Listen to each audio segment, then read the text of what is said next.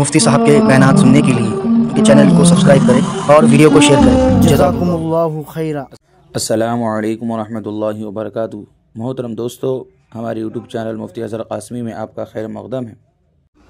آج ہم جانتے ہیں کہ عادات اور اخلاق نسلوں کا پتہ دیتی ہے۔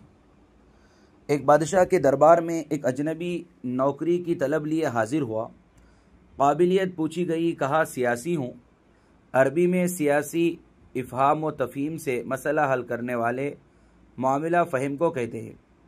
بادشاہ کے پاس سیاست دانوں کی بھرمار تھی۔ اسے خاص گھوڑوں کے استبل کا انچارج بنا لیا، جو حال ہی میں فوت ہو چکا تھا۔ چند دن بعد بادشاہ نے اس سے اپنے سب سے مہنگے اور عزیز گھوڑے کے متعلق دریافت کیا۔ اس نے کہا نسلی نہیں ہے۔ بادشاہ کو تعجب ہوا۔ اس نے جنگل سے ایک آدمی کو بلا کر دریافت کیا۔ اس نے بتایا گھوڑا نسلی ہے، لیکن اس کی پیدائش پر اس کی ماں مر گئی تھی۔ یہ ایک گائے کا دودھ پی کر اس کے ساتھ پلا ہے۔ مسئول کو بلایا گیا۔ تم کو کیسے پتہ چلا نسلی نہیں ہے؟ اس نے کہا جب یہ گھاس کھاتا ہے تو گائیوں کی طرح سر نیچے کر کے، جبکہ نسلی گھوڑا گھاس منہ میں لے کر سر اٹھا لیتا ہے۔ بادشاہ اس کی فراست سے بہت متاثر ہوا۔ مسئول کے گھر اناج، گھی اور پرندوں کا اعلیٰ گوشت بطور انعام بھجوایا۔ اس کے ساتھ ساتھ اسے ملکہ کے محل میں تعینات کر دیا۔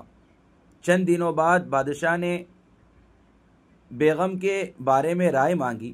اس نے کہا طور و اطوار تو ملکہ جیسے ہے، لیکن شہزادی نہیں ہے۔ بادشاہ کے پیروں تلے سے زمین نکل گئی۔ حواس بحال کیے، ساس کو بلا بھیجا، معاملہ اس کے گوش و گزار کیا۔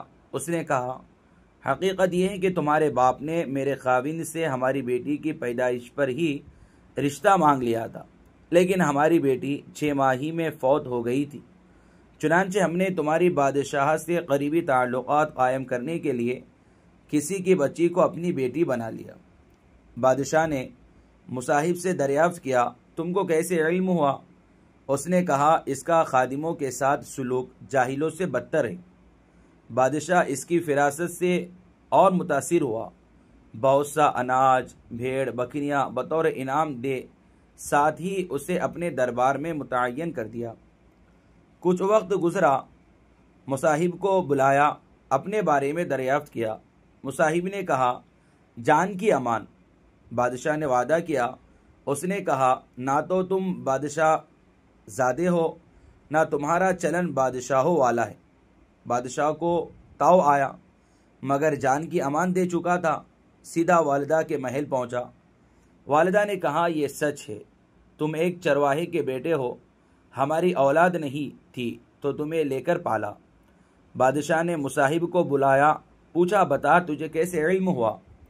اس نے کہا بادشاہ سلامت، جب کسی کو انعام و اکرام دیا کرتے ہیں تو ہیرے موتی جواہرات کی شکل میں دیتے ہیں، لیکن آپ بھیڑ بکریاں کھانے پینے کی چیزیں عنایت کرتے ہیں۔ یہ اسلوب بادشاہ زادے کا نہیں، کسی چرواہے کے بیٹے کا ہی ہو سکتا ہے۔ عادتیں نسلوں کا پتہ دیتی ہے۔ عادات، اخلاق اور طرز عمل خون اور نسل دونوں کی پہچان کرا دیتے ہیں۔